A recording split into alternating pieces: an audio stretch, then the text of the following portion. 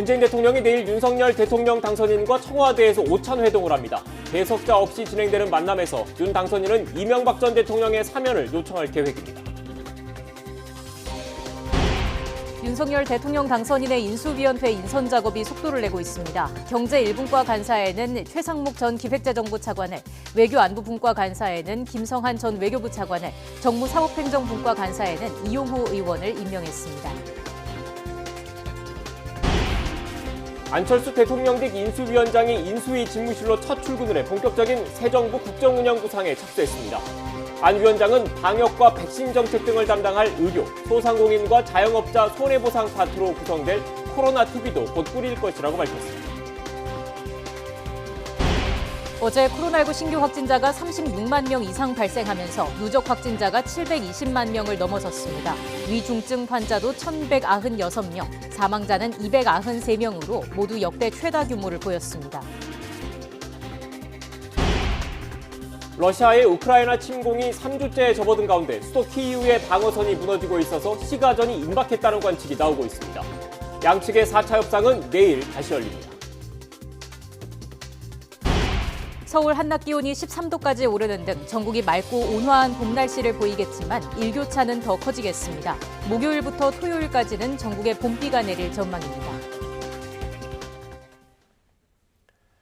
시청자 여러분 안녕하십니까? 뉴스앤 이슈 시작합니다. 문재인 대통령과 윤석열 대통령 당선인이 내일 청와대에서 점심 식사를 함께하면서 대선 이후 처음으로 대면합니다. 청와대는 문 대통령과 윤 당선인이 내일 낮 12시 청와대에서 오찬 회동을 한다며 허심탄회하게 대화를 나누기 위해서 배석자 없이 만난다고 밝혔습니다. 김은혜 당선인 대변인도 오전 브리핑에서 문 대통령과 윤 당선인이 허심탄회하게 격의 없이 이야기하는 자리가 될 거라고 생각한다며 회동 소식을 전했습니다. 김 대변인은 또 이명박 전 대통령 사면 문제와 관련해서도 윤 당선인은 오래전부터 사면을 요청하겠다는 생각을 견지해왔다면서 이번 만남을 계기로 국민 통합과 화합의 계기가 마련되길 기대한다고 말해서 이 전 대통령 사면을 건의할 것임을 분명히 했습니다. 안철수 대통령직 인수위원장이 인수위 집무실로 첫 출근해 본격적인 새 정부 국정운영 구상에 착수했습니다. 안 위원장은 오늘 오전 9시쯤 서울 통일동 금융감독원 연수원에 차려진 인수위원장 집무실로 출근했습니다. 첫 출근 소감을 묻는 취재진의 질문에 자신 역시 조직 구성과 업무 파악을 해야 하는 상황이라며 특히 다른 전임 위원장들과는 달리 코로나19 비상대응 특위도 맡게 돼 훨씬 더 일이 많다고 말했습니다. 대통령직 인수위원회 전체 7개 분과 가운데 3개 분과의 간사와 인수위원이 추가로 임명됐습니다. 김은혜 당선인 대변인은 오늘 브리핑에서 인수위 내 경제 1, 외교안보, 정무사법행정 등 3개 분과 간사와 인수위원을 발표했습니다. 경제 1분과는 최상목 전 기획재정부 차관이 간사를 맡고 김소영 서울대 경제학부 교수와 신성환 홍익대 경영학부 교수가 인수위원으로 참여합니다. 외교안보분과는 김성한 전 차관이 간사를, 김태효 전 대통령 전략기획관과 이종섭 전 국방부 합동참모차장이 위원을 맡습니다. 정무사법행정분과 간사에는 이용호 의원이, 위원회는 유상범 의원과 박순애 서울대 행정대학원 교수가 참여합니다. 아울러 윤 당선인의 취임식 준비위원장에는 박주선 전 국회 부의장이 임명됐습니다. 더불어민주당 조응천 의원은 검찰총장의 임기 보장은 검찰 독립성과 직결된다며 김호수 검찰총장의 임기를 보장하는 것이 윤석열 대통령 당선인의 언행일치가 될 것이라고 밝혔습니다. 민주당 비상대책위원인 조 의원은 추미애 당시 법무부 장관이 검찰 독립성을 심각하게 저해야 한다는 이유로 윤 당선인이 검찰을 지킨다고 총장직을 박차고 나왔다면서 이같이 말했습니다. 더불어민주당 권지웅 비대위원은 국민이 평가하기에 문재인 정부에서 책임이 있는 사람을 6월 지방선거에서 다시 공천하는 일은 막아야 한다고 밝혔습니다. 권 위원은 CBS 라디오 인터뷰에서 민주당의 기득권 정치 이미지를 탈바꿈하려면 청년과 여성, 새로운 의제를 가진 사람들이 지방선거에 대거 공천하는 게 중요하다면서 이같이 말했습니다. 권 위원은 또 이명박 전 대통령 사면 문제와 관련해선 비대위 차원에서 토론하진 않았지만 개인적으로는 문 대통령이 굳이 사면해야 하느냐며 반대 입장을 피력했습니다.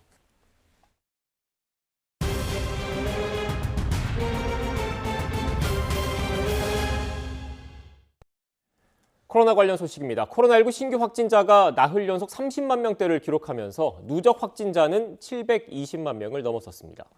확진자 규모가 이렇게 크게 늘면서 역대 가장 많은 사망자와 위중증 환자도 나왔습니다. 취재기자 연결해서 자세히 알아보겠습니다. 정유신 기자. 네, 사회 2부입니다. 네, 오늘 신규 확진자는 몇 명이나 나왔습니까? 네, 오늘 0시 기준 신규 확진자는 36만 2,338명입니다. 전날보다 5만 2천여 명이 늘면서 나흘 연속 30만 명대 환자가 이어지고 있습니다. 지난주 38만 명대를 기록한 데 이어 역대 두 번째로 많은 신규 환자 규모입니다. 오늘 집계엔 기존 PCR 검사 확진 외에도 전문가용 신속 항원 검사에서 나온 양성 결과까지 모두 포함됐습니다. 어제부터 신속 항원 검사 양성까지 확진으로 인정되면서 환자 규모가 증가한 것으로 풀이됩니다. 누적 확진자 수는 720만 명을 넘어섰습니다. 지난 9일 누적 500만 명, 지난 12일 600만 명에 이어 다시 사흘 만에 700만 명대로 올라선 겁니다. 사망자와 위중증 환자 역시 코로나19 발생 이후 가장 많은 규모로 증가했습니다. 어제 코로나19로 숨진 환자는 293명으로 역대 최다를 기록했고 누적 사망자도 1,800명을 넘어섰습니다. 위중증 환자도 1,200명에 육박해 가장 많습니다. 재택 치료를 받는 환자도 160만 명대를 이어가고 있고 전국 중환자 전담치료 병상 가동률은 65.1%를 나타내고 있습니다. 정부는 이번 오미크론 유행이 이번 주나 늦어도 다음 주 최정점을 찍을 것으로 보고 있습니다.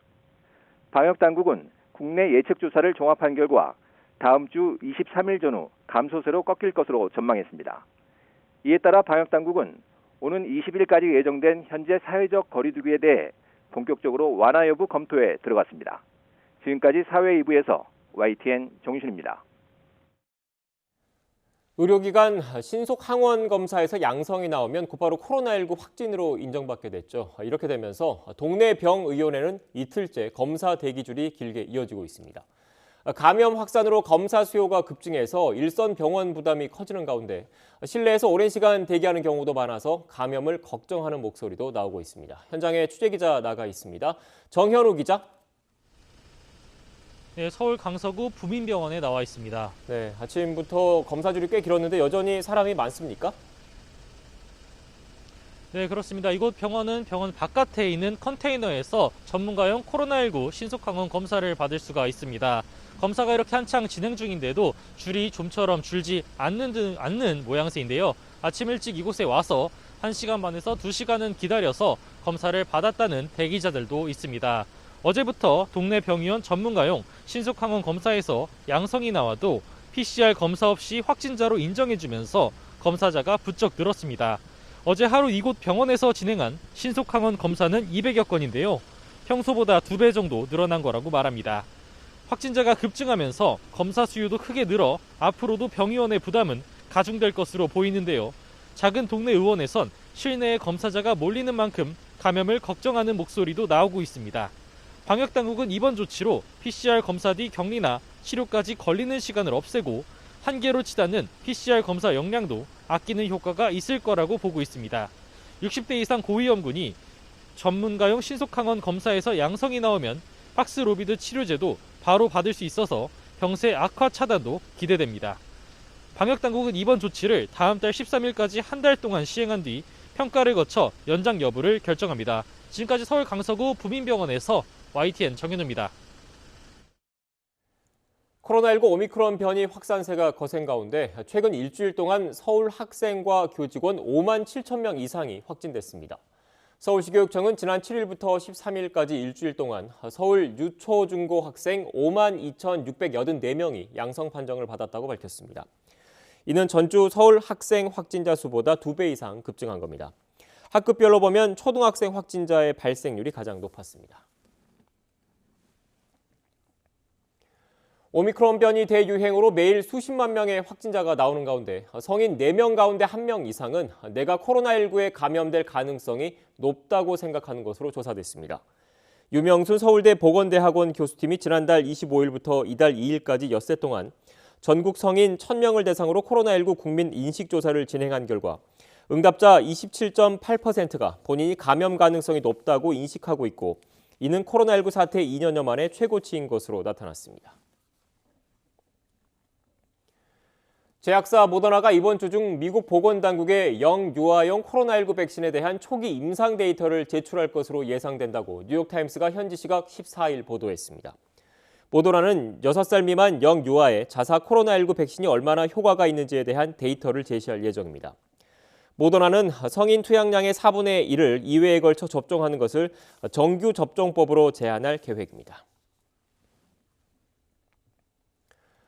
영국이 입국할 때 백신 미접종자를 포함해서 코로나19 관련 규제를 모두 없앱니다. 그랜트 셰프스 영국 교통부 장관은 현지 시각 14일 백신 미접종자 코로나19 검사 등 코로나19 입국 규제를 18일 오전 4시부터 모두 폐지한다고 밝혔습니다.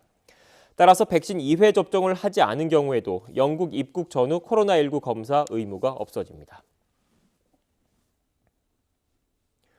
독일의 코로나19 바이러스 확산 속도가 다시 사상 최고 수준을 경신했습니다. 현지 시각 14일 독일의 로베르트 코흐 연구소 집계에 따르면 최근 일주일 동안 인구 10만 명당 신규 확진자 수는 1,543명으로 팬데믹이 시작된 이후 사상 최고치를 경신했습니다.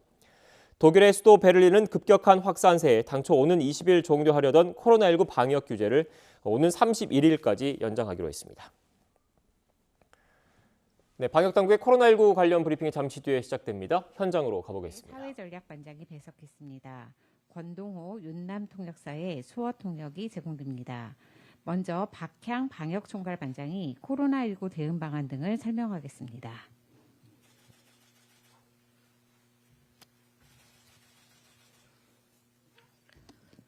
네, 3월 15일 화요일 중대본 브리핑 시작하겠습니다.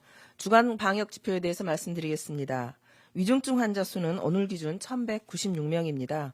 오미크론의 중증화율은 0.31%로 델타의 1.84%에 대비해서 약 6분의 1 수준입니다. 이에 따라 중증 환자 발생이 예측 범위보다는 낮은 수준으로 증가하고 있습니다. 위중증 환자는 3월 말 4월 초에 가장 많았습니다. 대략 2,000명 내외까지 발생할 것으로 보고 있습니다. 이에 대응한 의료 준비를 하고 있습니다. 사망자는 주간 평균 229.4명이고 오늘 기준 293명입니다. 고인의 명복을 빌고 유가족들에게도 심심한 위로의 말씀을 전합니다. 오미크론의 대응 체계는 전체 확진자 수의 억제보다는 중증과 사망 피해를 최소화하는 것을 목표로 하고 있습니다. 일일 확진자 수가 30만 이상 발생하면서 지속적인 증가세를 보이고는 있지만 확진자 수가 많이 발생했던 다른 나라에 비하면 낮은 치명률을 보이고 있습니다. 1월 중순쯤 오미크론의 정점에 다다랐던 미국의 경우 560만 명이 최고 확진자 수를 보였고요. 프랑스는 240만 명 이상이 발생했습니다. 그때 당시 누적 치명률은 각각 1.21, 0.61이었습니다. 반면 우리나라의 경우에는 누적 치명률이 0.15 수준으로 점차 낮아지고 있습니다. 인구 10만 명당 사망자 수로 비교하여도 우리나라는 10분의 1 수준입니다. 21년 4월부터 22년 3월까지 변이가 판정된 14만 1000명을 분석한 결과에도 3차 접종을 완료한 경우 오미크론의 치명률은 0.07입니다. 3차 접종을 완료한 60세 미만은 거의 0%입니다. 그렇지만 미접종 시의 치명률은 0.52로 분석되어서 접종을 받지 않은 경우 오미크론의 치명률은 계절 독감의 5배 정도로 보이고 있습니다. 특히 60세 이상의 경우에는 미접종자의 치명률이 3차 접종자에 비해서 10배 가까이 높습니다. 3차 접종자의 치명률은 0.54에 불과합니다. 그러나 미접종자의 치명률은 5.05입니다. 따라서 60세 이상의 경우 예방접종이 가장 최선의 대응 방법이라는 것을 다시 한번 유념해 주시길 당부드리겠습니다. 3차 접종까지 반드시 접종을 완료해 주십시오. 의료체계는 현재까지 관리 가능한 범위 내에서 운영되고 있습니다. 지속적인 병상 확충 노력으로 중환자 전담 치료병상 2,779개와 준중환자 병상 5,066개를 합쳐 대략 7,800여 개를 보유하고 있습니다. 현재 중환자 병상은 65.1%가 사용 중입니다. 준중환자 병상은 70%가 가동되고 있습니다. 확진자 발생 시 병상 배정은 원활하게 진행되고 있습니다. 특히 위중증 환자는 약 2,000명까지는 안정적인 대응이 가능하고 병상 운영을 효율화할 경우 2,500명 정도까지는 감당이 가능하다고 평가하고 있습니다. 또한 무증상 경증 환자가 기저질환의 치료를 위해서는 일반 의료 체계에서 코로나 진료를 받을 수 있도록 하는 것을 확대하고 있습니다. 3월 16일부터는 입원 중에 코로나가 확진됐을 경우 일반 병상에서 치료를 계속하는 것을 원칙으로 하고 있습니다. 또한 일반 병상에 입원하는 경우에는 인센티브를 제공해서 일반 병상 내의 진료를 좀 더 활성화할 수 있도록 해나갈 예정입니다. 일반 병상 입원도 의료기관에 대한 손실보상, 또 병상 단가와 유사한 정책 가산 수가를 적용하게 됩니다. 확진 환자의 경우는 검체 채취일로부터 격리 해제 시까지 최대 7일간 이 수가가 적용이 가능하고 3월 14일부터 3월 31일까지 한시적으로 운영됩니다. 재택치료 체계도 지속적으로 개선하고 있습니다. 총 재택치료자는 161만 명을 넘었고 집중관리군도 24만 6천 명 규모에 다다랐습니다. 이제부터는 동네 병의원에서 신속 항원 검사를 받고 결과가 양성일 경우 확진이 인정되기 때문에 확진자 숫자가 당분간 좀 늘어날 것으로 예상하고 있습니다. 또한 지금까지 재택치료 과정에서 중증 환자 발생도 계속 낮은 수준을 유지하고 있고 일반 의료체계의 역할이 커져가기 때문에 재택치료 관리 체계 또한 효율화할 필요성이 있습니다. 이를 감안해서 재택치료 체계를 일부 보완하고자 합니다. 50세 이하 치명률이 거의 0%에 가까운 점을 감안해서 집중관리군을 60세 이상으로 집중합니다. 또 60세 이상 또는 면역 저하자는 변동이 그대로 없게 되겠습니다. 그래서 50대 기저질환자 등은 일반 관리군으로 관리가 되겠습니다. 또 다만 먹는 치료제 처방이 동네 병의원으로도 확대가 됐기 때문에 평소 다니던 동네 병의원을 통해서도 처방을 받는 것이 더 빠르고 효과적이기 때문에 이 방식으로 전환하게 된 것입니다. 당분간 확진자 수가 증가하는 동안에는 집중관리 의료기관도 환자 상태를 24시간 살필 수 있는 의료기관을 중심으로 120개소 정도 추가할 예정입니다. 또한 현재 참여하고 있는 의료기관당 집중관리군 환자 규모도 늘려나갈 예정입니다. 다만 이제 집중관리군으로 분류되었다 하더라도 평소에 이용하던 병의원을 희망하시는 분도 계십니다. 그런 분들에 대해서는 기초조사 단계에서 본인 의사를 확인해서 일반 관리군으로도 분류될 수가 있게 되겠습니다. 이러한 변경은 지자체와 의료기관 안내 등을 거쳐 3월 16일부터 시행할 예정입니다. 집중관리군 환자를 32만 명 수준까지 감당 가능하고 또 고위험군의 먹는 치료제 치료가 더 신속하게 처방될 것으로 보고 있습니다. 여러 전문가들의 예측으로는 이번 오미크론 유행이 일주 내외에 정점에 도달할 것으로 분석되고 있습니다. 정부는 중증과 사망 최소화를 목표로 방역과 의료체계를 계속 재편하며 대응해 나가고 있습니다. 전문가들의 예측대로 상황이 전개된다면 오미크론 유행을 준비된 관리 범위 내에서 견디어내고 또 이후에는 코로나 함께 살아가되 보다 일상에 가까운 생활이 가능할 것으로 예상하고 있습니다. 국민들께서도 조금만 더 힘을 내서 마스크 착용 등과 같은 방역수칙 준수와 예방접종에 적극 동참해 주시기를 당부드리겠습니다. 정부도 안정적으로 이번 유행을 극복하기 위해서 최선을 다하도록 하겠습니다. 감사합니다. 네, 질의응답 받기 전에 브리핑문을 네, 지금까지 방역당국의 코로나19 관련 브리핑 전해드렸습니다. 오늘 브리핑에선 오미크론 변이의 중증 환자 발생률에 대한 등에 대한 설명이 있었습니다. 먼저 현재 오미크론 변이의 중증 화율은 0.31%로 집계됐습니다. 3차 접종을 완료한 60세 미만의 치명률은 거의 0%라고 방역당국은 설명했습니다. 그러면서 60세 이상의 경우 예방접종이 가장 최선의 대응 방법이라고 강조했습니다. 중증과 사망 피해 최소화를 목표로 방역당국은 대응 체계를 유지하겠다고 거듭 강조했습니다. 이어지는 브리핑은 보다 자세한 내용은 이어지는 뉴스에서 다시 한번 전해드리겠습니다.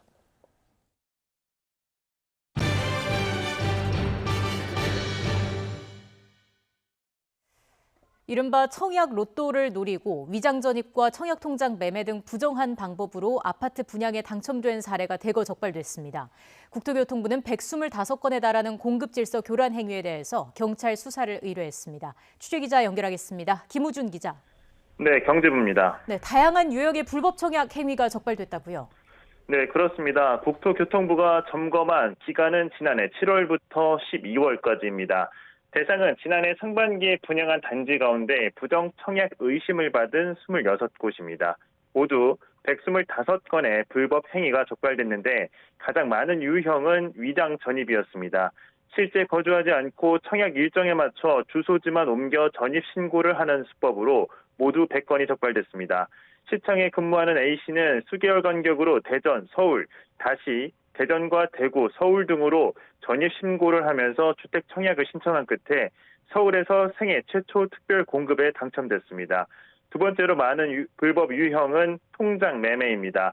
브로커가 당첨 가능성이 큰 청약자의 금융인증서 등 넘겨받아 대리 청약하거나 당첨 뒤 대리 계약을 체결하는 등 청약 통장 또는 청약 자격을 매매하는 방식입니다. 모두 14건 적발됐습니다. 또 청약 점수를 높이기 위해 허위로 이혼하는 수법을 쓴 부정 청약도 9건 나왔습니다. 세 자녀가 있던 B씨는 과거 배우자 명의로 다자녀 특별 공급에 당첨됐었는데요. 배우자와 이혼한 뒤 이번에는 자신의 이름으로 다자녀 특별 공급을 신청해 다시 당첨됐습니다. B씨는 법적으로 이혼한 상태였기 때문에 한부모 가정으로 분류돼 청약 점수를 더 많이 받았지만 확인 결과 이혼 뒤에도 배우자와 세 자녀와 함께 살고 있었습니다. 이 밖에 전매 제한 기간 때 분양권을 서로 다른 두 사람에게 이중으로 판매한 뒤 잠적한 사례도 적발됐습니다. 국토교통부는 이번에 적발된 부정청약 125건에 대해 경찰청에 수사를 의뢰하고 조사 결과에 따라 계약 취소, 주택 환수와 함께 앞으로 10년간 주택 청약 자격을 제한한다는 방침입니다.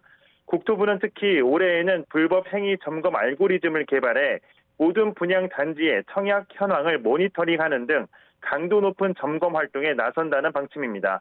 지금까지 경제부에서 전해드렸습니다. 네, 방금 들어온 소식 한 가지 전해드리겠습니다. 청와대가 임기 내에 주어진 인사권 행사는 당연한 일이다. 이런 입장을 밝혔다는 소식입니다. 현 정부의 남은 임기 동안 공공기관장 인사와 관련해서 낙하산 알박기라는 논란에 대한 청와대 반박으로 보입니다. 다시 한번 전해드리겠습니다. 청와대는 임기 내에 주어진 인사권 행사는 당연한 일이라는 입장을 밝혔습니다. 관련된 내용은 조금 더 추가적으로 들어오는 대로 다시 한번 자세하게 전해드리겠습니다. 다음 소식입니다. 여야가 대선 전국을 관통했던 대장동 의혹의 진상을 특검으로 규명하자고 한 목소리를 내고 있지만 임명 방식을 두고 진통이 이어지고 있습니다. 수사 범위나 시점 등 이면에 깔린 셈법까지 고려를 한다면 실제 합의가 어려울 수도 있다는 관측도 나옵니다. 나혜인 기자입니다. 여야가 대장동 특검을 두고 표면적으로 부딪히고 있는 부분은 후보자 추천 방식입니다. 민주당은 상설특검법을 활용해 7명으로 구성되는 특검 후보추천위원회가 대통령에게 2명을 추천하자고 주장하지만 국민의힘은 이런 방식이 민주당에만 유리하다고 해석합니다. 상설특검법상 후보추천위원은 여야가 2명씩 추천하고 법무부 차관과 법원행정처 차장, 대한변호사협회장이 당연직으로 들어가는데 여권의 입김이 많이 반영될 수밖에 없다는 겁니다. 그러면서 별도 특검법을 만들어 1차 후보 추천 권한을 모두 대한변협에 주자고 주장하고 있습니다. 수사 대상 역시 합의가 필요한 대목입니다. 지난 3일 민주당이 발의한 특검 수사 요구안에는 부산저축은행 불법 대출과 부실 수사, 법조계 로비 의혹이 명시돼 있습니다. 윤석열 당선인 가족의 부동산 특혜 매매 의혹을 따로 수사 대상에 올리는 등 사실상 윤 당선인을 직접 겨냥했습니다. 반면 국민의힘이 지난해 9월 발의한 특검법엔 이름부터 이재명 전 후보가 포함돼 있습니다. 이 전 후보가 시장일 때 성남시의 특혜 제공과 직권남용, 배임 의혹에 초점을 맞추고 있습니다. 모두 검찰이 5달 넘게 결론 내지 못한 사안이지만 서로 상대 진영만 겨누고 있어 합의 과정이 순탄할지는 미지수입니다. 민주당 계획대로 이달 안에 특검 도입이 결정되더라도 새 대통령 취임과 맞물린 수사 시점은 여전히 변수입니다. 수사팀 구성까지 준비 기간을 고려하면 빨라야 다음 달 말에나 수사를 시작할 수 있어 당선인 취임 전에 결론이 나오긴 사실상 불가능합니다. 재임 중 형사범죄로 기소되지 않는 대통령 특권을 고려하면 특검 임명 방식이나 수사 대상과 관계없이 윤 당선인을 겨냥한 수사는 제대로 되기 어려울 수 있습니다. 자칫 민주당엔 특검 도입이 자충수가 될 수 있고 국민의힘은 급할 게 없는 상황입니다. 그 진상이 확실하게 규명될 수 있는 어떠한 조치라도 국민들 다 보시는데 해야 된다고 저는 생각합니다. 거기에는 무슨 꼼수라던가 그런 것도 없고. 검찰은 특검 도입은 국회가 결정할 사안이라며 이와 무관하게 수사는 계획대로 진행하고 있다는 원론적인 입장만 밝혔습니다. YTN 나혜인입니다. 윤석열 대통령 당선인이 내일 문재인 대통령과 독대 오찬을 진행합니다. 이 자리에서 윤 당선인은 문 대통령에게 이명박 전 대통령 사면을 건의할 것으로 보입니다. 현장에 나가 있는 취재기자 연결하겠습니다. 송재인 기자.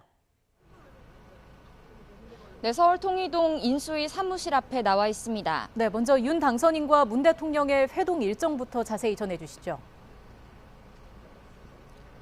네, 이곳 서울 통이동에 윤석열 당선인 집무실이 마련된 지 이틀째, 그러니까 본격적인 업무에 착수한 지 이틀 만에 문재인 대통령과의 회동 일정이 공개됐습니다. 윤 당선인은 내일 문 대통령과 오찬을 함께 할 예정인데요. 김은혜 당선인 대변인은 이 자리에 별도의 배석자 없이 두 사람이 격이 없는 얘기를 하게 될 거라고 설명했습니다. 그러면서 윤 당선인의 이명박 전 대통령 사면 건의 방침을 공식화했는데 직접 들어보시죠. 윤석열 당선인은 이명박 전 대통령의 사면을 요청하겠다는 생각을 오래전부터 견지해 왔습니다. 따라서 이번 만남을 계기로 국민 통합과 화합의 계기가 마련되기를 기대합니다. 이와 함께 장제원 당선인 비서실장은 코로나19 피해 보상을 위한 추가 경정 예산안 편성 역시 말해야 하지 않을까 싶다고 말했습니다. 자영업자 등에게 확실한 보상이 돌아갈 수 있도록 당선인 측에서 안을 짜면 문 대통령은 적극적으로 정부 입장에서 해달라는 취지로 언급할 것 같다고 설명했습니다. 네, 이런 가운데 인수위원회 인선 작업에도 속도가 나는 모습이 있죠. 네, 말씀하신 대로 이르면 주말부터 가동에 들어갈 인수위원회, 그 조직 역시 속속들이 갖춰지고 있습니다. 김은혜 대변인은 오전 브리핑에서 인수위 인선을 추가로 발표했는데요. 7개 분과 가운데 거시경제정책을 다루는 경제 1분과, 외교 안보분과, 정무 사법행정분과, 총 3개 분과 인수위원들이 공개됐습니다. 경제 1분과는 최상목 전 기재부 차관이 간사를 맡아 인수위원 김소영, 신성한 교수와 경제정책 구상을 그리기로 했고, 외교안보분과는 김성한 전 외교부 차관이 간사직에 임명됐습니다. 정무사법행정분과의 경우 국민의힘 이용호 의원이 간사를 맡아 유상범 의원 등 인수위원들과 업무를 진행합니다. 이와 함께 대통령 취임식 준비위원장에는 박주선 전 국회 부의장이 선임됐습니다. 지금까지 서울 통이동 인수위 사무실 앞에서 YTN 송재인입니다.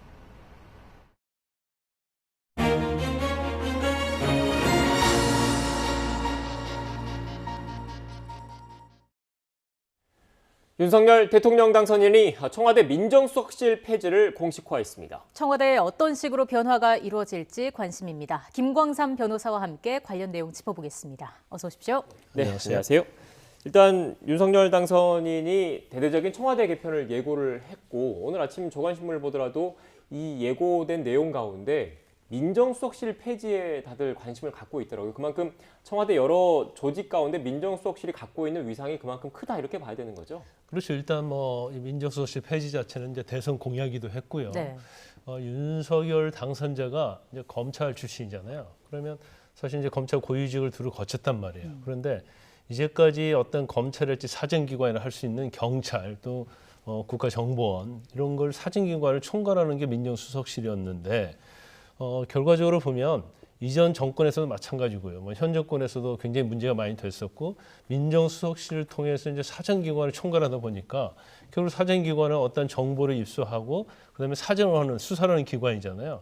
그런데 이러한 것들이 은밀하게 이루어지다 보니까 사실 어떤 부작용이 있는 게 엄청 많았어요. 네. 그리고 이미 박근혜 정부 때도 다 아시다시피 우병우 전 수석이랄지 또 문재인 정부에서는 뭐 조국 전 수석 이런 어떤 굉장히 논란거리가 굉장히 많았었거든요. 그래서 아마 윤석열 당선자는 검찰로 있으면서도 민정수석실로부터 어떠한 영향력 이런 거에 대해서는 가장 잘 아는 사람이라 할 수 있거든요. 대통령이라 할 수 있거든요. 그렇기 때문에 민정수석실 자체가 어떻게 보면 부패랄지 아니면 정적을 제거한다랄지 아니면 검찰 인사랄지 사정기관 수사랄지 이런 데 영향을 미치고 있기 때문에 사실은 부정적인 요소를 굉장히 잘 알고 있고 그래서 대선 공약으로 내세웠고 또 사실 지금 아직 인수위도 구성이 안 됐잖아요. 그럼에도 불구하고 민정수석실 폐지하겠다는 의지를 굉장히 강조하고 있다 이렇게 볼 수 있습니다. 네, 평소에 소신이 반영된 것으로 보이는데 청와대 민정수석실 그동안 어떤 일을 해왔는지 저희가 준비된 그래픽 보면서 좀 더 구체적으로 알아보겠습니다. 자, 지금 보시면은 좀 국정 운영에 빠질 수 없는 기능을 맡아왔습니다. 설명을 해주실까요? 네, 일단 뭐 민정비서관실이 있고요. 근데 민정비서관실은 여론 수렴이랄지 민심을 좀 파악하는 거, 그다음에 대통령의 이제 친인척 관리 이런 걸 주 업무로 담당하고요. 네. 반부패 비서관실이 어떻게 보면 핵심이라 할 수 있어요. 왜냐하면 사정기관을 총괄하고 공직을 감찰했기 때문에 가장 핵심 부서 중에 하나고 그다음에 또 하나가 이제 공직기강 비서관실도 마찬가지죠.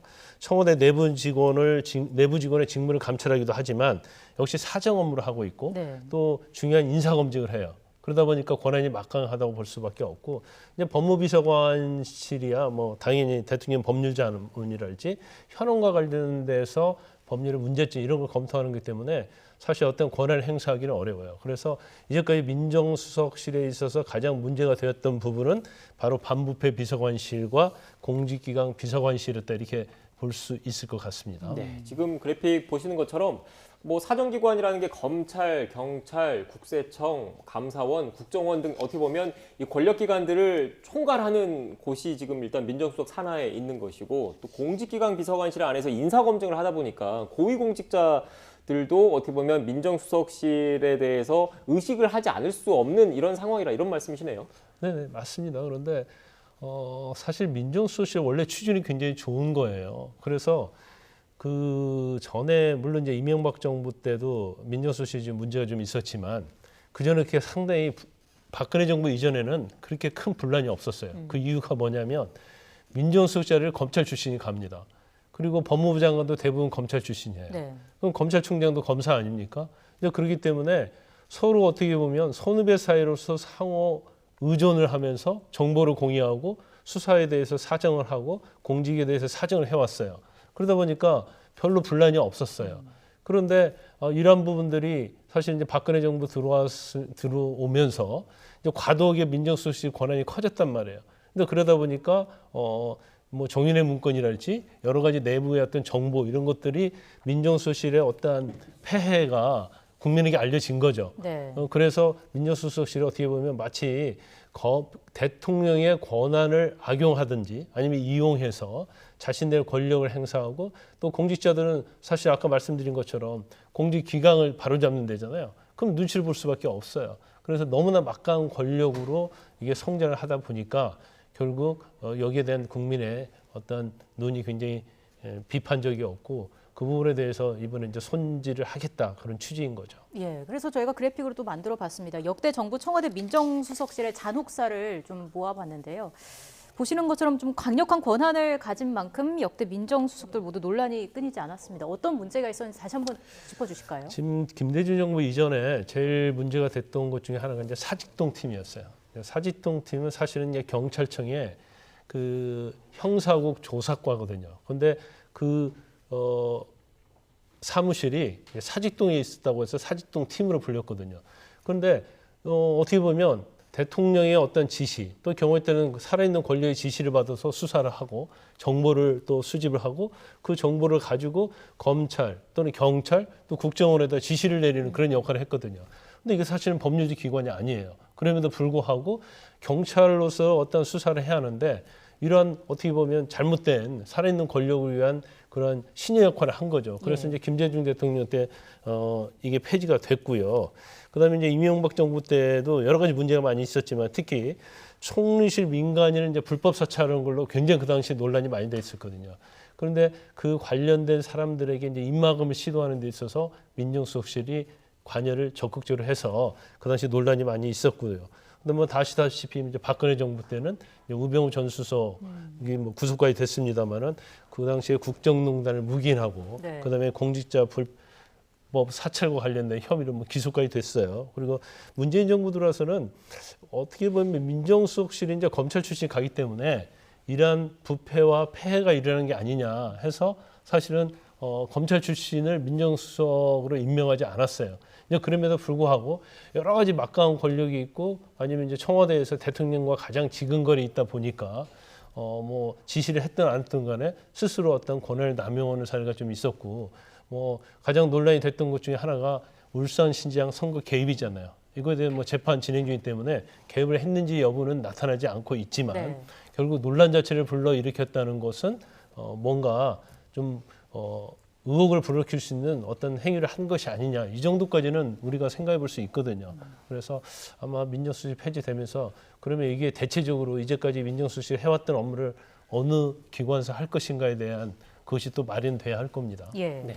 지금 변호사님께서 쭉 그동안 앞선 부분에서는 부정적인 측면에 대해서 많이 말씀을 해주셨는데 일단 그래도 이런 그 조직 자체가 지금까지 쭉 유지되어 왔다는 거는 긍정적인 측면도 있기 때문에 유지가 된 것 아니냐 이런 반론도 있는 것 같더라고요. 긍정적인 측면은 어떤 게 있을까요? 긍정적인 측면은 예를 들어서 어떤 경찰이나 검찰 또는 정보기관에서 어떤 정보가 있으면 그 자체로서 자기들이 그냥 판단에 의해서 이걸 덮는다랄지 그런 경우가 있었겠죠.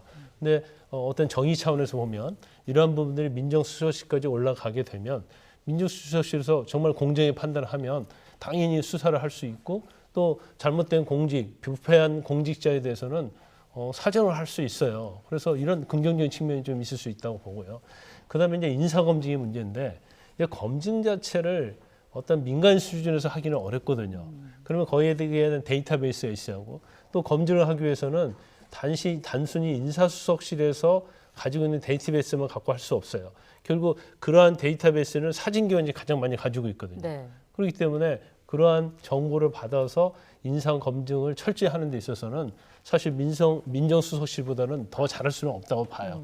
그래서 이런 긍정적인 효과가 있긴 하지만 그보다는 더 부정적인 효과가 많이 있기 때문에 부정적인 기능이 있기 때문에 결국 민정수석실을 폐지하는 게 맞다 이렇게 당선인께서 생각하신 것이 아닌가 싶습니다. 네, 그러니까 그 변호사님께서 말씀하신 긍정적인 측면 가운데 하나는 인사검증 그 측면이 있는데 민정수석실에 보면 저도 취재부서에 취재할 때 보면 뭐 검사든 경찰이든 그 유관부서에 계시던 분들이 민정수석실에 파견 근무 나가는 경우가 꽤 있더라고요. 그러니까 네. 뭐 전과 기록이라든지 뭐 세평이라든지 이런 것들을 총괄해서 그 확인을 한 다음에 검증의 단계를 좀 더 꼼꼼하게 한다 이런 측면이 있다 이런 말씀이신 겁니까? 네, 맞습니다. 네. 근데 그런데 아마 이제 검증 자체도 약간 문제는 있어요. 왜냐하면 사생기관을 총괄하다 보니까 굉장히 개인정보 보호 측면, 그러니까 검증의 범위에 안 들어가도 되는 그런 약점, 그리고 그다음에 이제 검증 과정에 세평이 있어서 왜곡, 네. 또 어떠한 인사 검증을 하기 위해서는 이 사람을 우리가 그 직에 보내야겠다, 보내지 않아야겠다에 따라서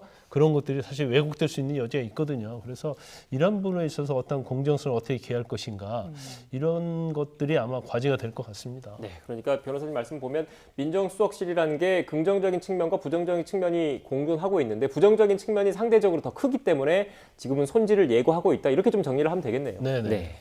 변화를 앞두고 있는 만큼 기대감과 우려가 함께 나오고 있는 상황이고요. 일단 당선인 측은 민정수석실을 없애고 특별감찰관제를 부활시키는 방안을 검토하고 있다라고 했습니다.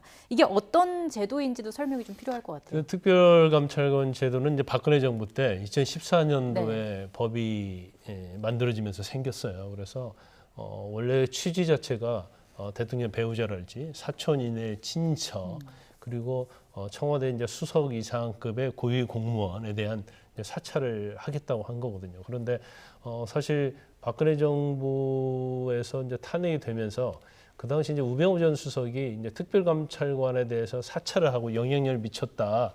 그래서 직권남용이다. 이 논란이 굉장히 있었고 또 수사도 받고 그렇지 않습니까? 네. 그런데 문재인 정부에서 이 부분에 대해서 사실은 특별감찰관을 임명을 하고 굉장히 활성화시킬 걸로 기대를 했었는데 지금 5년 동안 특별감찰관을 아예 임명을 하지 않았어요. 그런데 이제 법적으로 보면 민정수석은 대통령 산하에 있는 대통령의 참모예요. 네. 그러니까 대통령의 영향 또 살아있는 권력의 영향을 받을 수밖에 없어요. 하지만 특별감찰관은 그로부터 독립할 수 있는 그런 기관이다 볼 수 있거든요. 그래서 특별감찰관 활성화 제도 자체가 살아있는 친인척 비리랄지 고위공직자, 특히 이제 수석 이상의 고위공직자에 대한 어떤 사전 기능, 이걸 하는 데 있어서는 더 효과적일 수 있다 이렇게 봅니다. 그래서 그런데 사실 이제 특별감찰관의 어떤 기능 자체가 아까 말씀드린 것처럼 굉장히 한정이 돼 있죠. 그리고 특별감찰관이 사정과 관련된 공직자 사정과 관련된 부분을 할 수가 없어요. 그래서 이를 또 보완할 수 있는 어떤 제도가 마련돼야 한다 이렇게 봅니다. 네. 지금 현 정부 같은 경우에 특별감찰관 임명 안 되는 게 또 고위공직자 범죄수사처와 업무 영역이 좀 겹치는 부분이 있어서 임명을 하지 않았다 이렇게 좀 해명을 하고 있다는 부분도 참고로 말씀을 드리고요.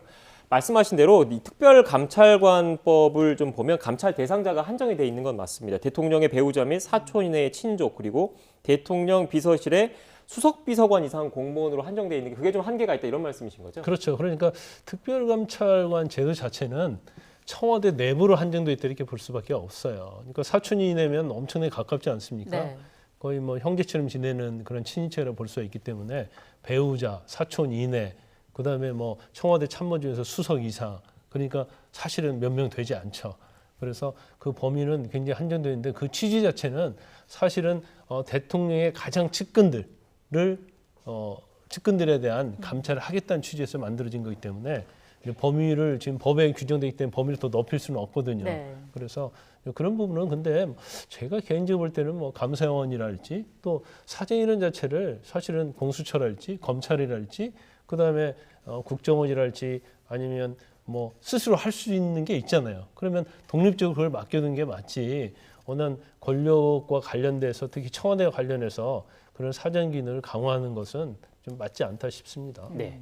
그리고 또 한 가지 또 주목해야 될 부분이 이 민정수석 같은 경우에는 대통령이 그냥 임명하면 되는 거지 않습니까? 그런데 네. 특별감찰관 같은 경우에 관련 법을 보면 변호사 중에서 그 국회가 추천을 하고 이 가운데 대통령이 임명을 하고 국회 인사청문 절차를 거쳐야 하더라고요. 그러니까 민정수석과 달리 특별감찰관 같은 경우에는 국회의 견제를 받는 측면이 있는 거거든요. 그렇죠. 국회의 견제를 받고 네. 또 국회에 추천을 하잖아요. 그러니까 독립성이 보장되는 거예요. 그래서 지난번에 이석수 초대 감찰관 같은 경우에도 특별감찰관 같은 경우에도 본인이 국정농단과 관련된 여러 가지 부분에 대해서 스스로 활동을 했거든요.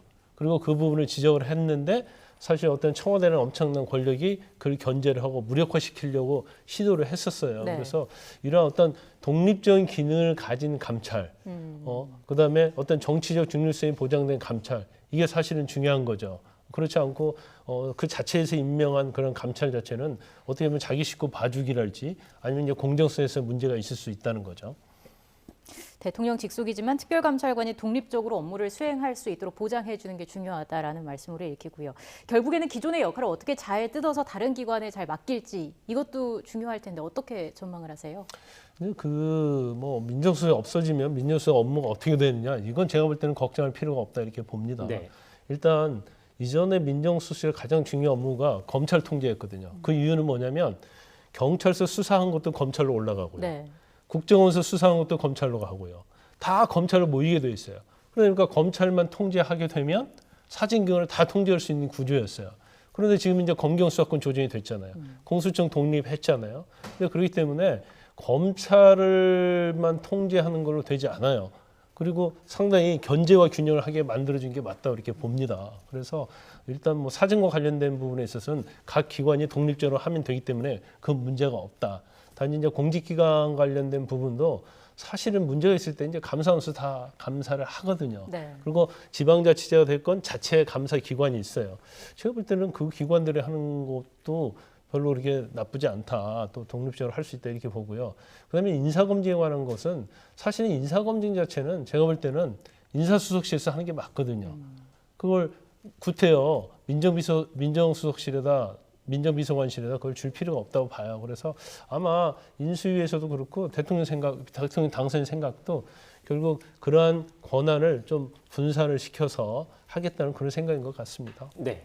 지금 일단 윤석열 당선인 측이 민정수석실 폐지를 강하게 추진을 하고 있기 때문에 이게 실제로 실현될지도 좀 궁금한데 뭐 여성가족부 폐지라든지 아니면 다른 정부 부처 그 조직을 개편하는 거는 정부 조직법이라는 법률안 자체를 개정해야 되는 사안이잖아요. 그래서 지금 야당의 협조라든지 국회 협조가 필요한 상황인데 이 청와대 내부 조직을 개편하는 데는 따로 국회 그런 협조까지는 필요 없는 겁니까? 그렇죠. 민정수석 자체는 이제 대통령이 임명하는 거고 사실 이제 법적인 정부 조직법에 나와 있지 않아요. 그래서 법으로 만약 민정수석실 청와대에 두기로 규정이 있다고 하면 당연히 뭐 국회와 소통을 해서 법 개정을 통해서 할 수밖에 없지만 지금 청와대 참모조직 자체는 사실은 법 규정에 나와 있는 그러한 시스템이 아니거든요. 네. 그래서 대통령 당선자 의지가 있으면 언제든지 없앨 수도 있고 또 다른 제도를 만들 수 있고 그런 상황이기 때문에 별다른 문제가 없을 거라고 봅니다. 네, 그러니까 청와대 내부 조직 분장만 조정을 하면 된다 이런 말씀이시네요. 네, 맞습니다. 네, 알겠습니다.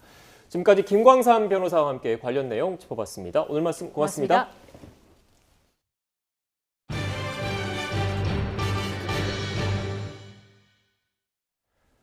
러시아의 우크라이나 침공이 3주째 접어든 가운데 수도 키이우의 방어선이 무너지고 있어서 머지않아 시가전이 벌어질 수도 있다 이런 관측이 나오고 있습니다. 유엔 사무총장은 러시아의 핵무기 사용 가능성을 경고하고 나섰습니다. 이종수 기자입니다. 러시아군이 우크라이나 수도 키이우의 서쪽과 북쪽, 동쪽을 포위하고 옥죄면서 방어선이 하나둘씩 무너지고 있습니다. 머지않아 러시아 탱크와 병력이 키이우 시내로 밀고 들어갈 가능성이 커 보입니다. 우크라이나군은 시가전에 대비해 자원자들을 훈련해왔습니다. 키이우 시민들은 자동차 정비소를 개조해 러시아군으로부터 빼앗은 무기를 보관하고 기관총도 만들고 있습니다. Просто був підбитий трофейний БТР, в ньому було дуже багато боєкомплекту, також стояв отакий танковий кулемет. До мене прийшла просто думка, що можна його використовувати як укріпрайон. 키이우에서 시가전이 벌어지면 현지 사정과 지리에 어둡고 경험이 없는 젊은 병사가 대부분인 러시아군이 큰 타격을 입을 것으로 외신들은 보도하고 있습니다. 하지만 이를 잘 아는 러시아가 압도적인 화력을 동원해 초토화 전략을 펼친다면 엄청난 민간인 피해가 불가피할 것으로 보도했습니다. 뉴욕타임스는 러시아군이 키이우를 점령하려면 무자비한 폭격과 수주 또는 수개월 동안 가까워를 상대로 펼치는 시가전을 결합해야 할 것으로 전망했습니다. 이런 가운데 안토니우 구테우스 유엔 사무총장은 러시아의 핵무기 사용 가능성을 경고했습니다. Raising the alert of Russian nuclear forces is a bone-chilling development. The prospect of nuclear conflict, once unthinkable, is now back within the realm of possibility.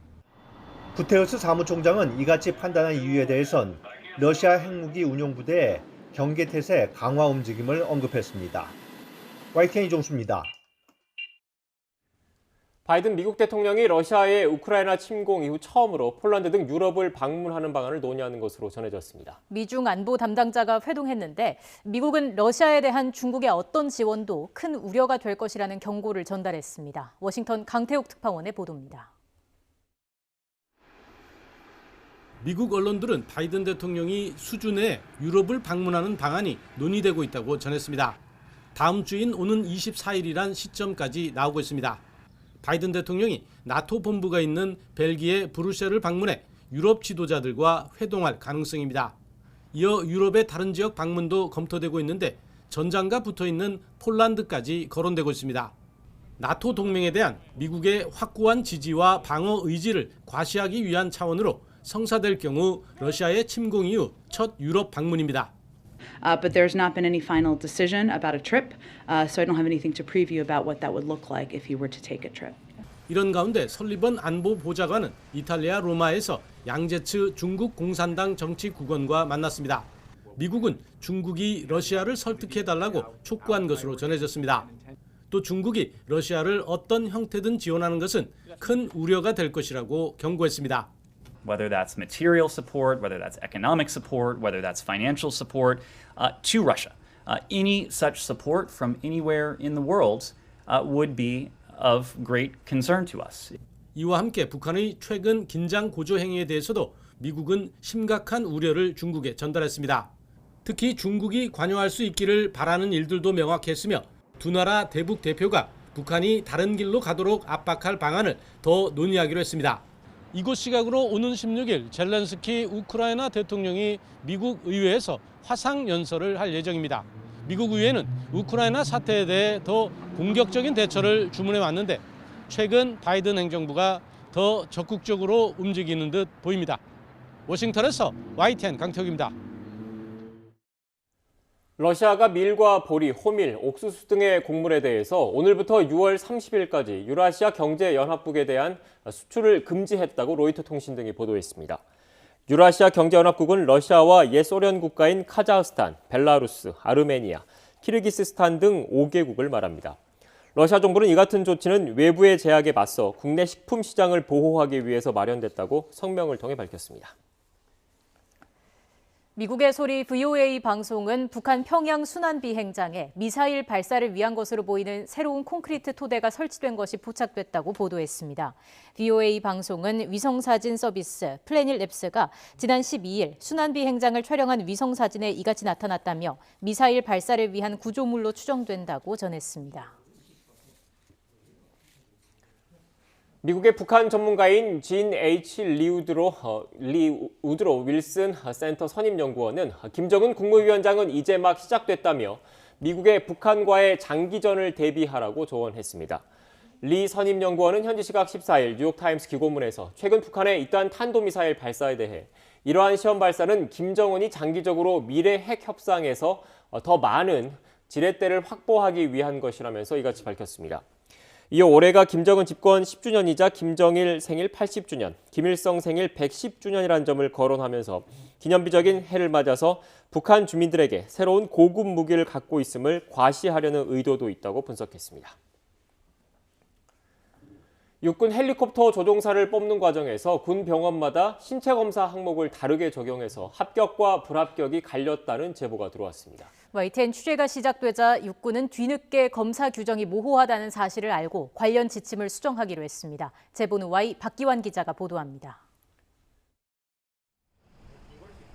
올해 초 육군 헬리콥터 조종사가 되기 위해 육군 항공준사관 채용에 지원한 김진호 씨. 필기에는 합격했지만 최근 신체 검사에서 탈락했습니다. 이유는 피로가 쌓이는 등 몸 상태가 안 좋을 때 가까운 곳을 보면 눈동자가 한쪽으로 쏠려 초점이 흐려지는 근거리 사위 때문이었습니다. 앞서 민간 조종사 대상 신체 검사에선 원거리 사위 검사를 해서 문제가 없다는 인증카드까지 받았는데 군에선 다른 검사를 거쳐 떨어진 겁니다. 민간에서 사용하는 화이트 카드라는 거를 저는 발급도 받았었고 신체 검사 표에도 따로 적혀 있는 것 같지도 않고 뭐가 맞는 걸까 하고 되게 조금 의아하고 벙쪄 있어가지고. 김 씨는 군과 민간 조종사의 다른 기준이 적용되는 이유가 궁금해 육군본부에 문의했다가 더 황당한 답변을 받았습니다. 신체 검사를 받는 국군병원마다 검사 항목이 달랐던 겁니다. 김 씨는 신체 검사가 가능한 국군병원 3곳 가운데 주거지 기준으로 양주병원에 배정돼 검사받았고 원거리뿐 아니라 근거리 사위까지 검사했습니다. 반면 대전병원에서는 민간 기준과 똑같이 원거리 사위만 우선 검사하고 근거리는 필수로 보지 않고 있었습니다. 김 씨가 양주가 아닌 대전에서 검사했다면 합격할 수도 있었던 겁니다. 다른 병원에서 검사를 받았으면 합격할 수도 있는 그런 상황이 되어버려가지고 병원마다 합격이 될 수 있고 불합격이 될 수 있다는 것 자체가 저는 이게 공정하지 못하고. 육군 공중근무자 신체검사 기준표를 보면 사위에 대한 합격 기준이 명시돼 있지만 국토부가 정해놓은 민간조종사 지침과 달리 근거리, 원거리 등 검사 방법은 빠져 있습니다. 지침이 명확하지 않다 보니 의료진의 판단 차이로 지원자 당락이 갈린 겁니다. YTN 취재가 시작되자 육군본부는 뒤늦게 원근거리 2기준 모두 필요하다고 판단하고 있다며 병원마다 기준이 다른 건 추후 채용 과정에서 시정하겠다고 설명했습니다. 하지만 어느 병원에서 신체 검사를 받느냐에 따라 조종사 합격 여부가 갈린 만큼 허술한 채용 관리에 대한 비판과 함께 군에선 줄을 잘 서야 한다는 비아냥도 피하기 힘들 것으로 보입니다. YTN 박견입니다.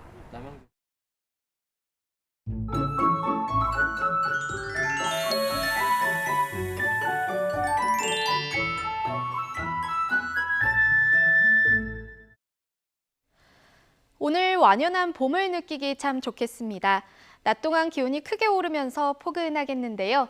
오늘 서울 낮 기온이 영상 13도까지 올라 예년보다 2도가량 높겠습니다.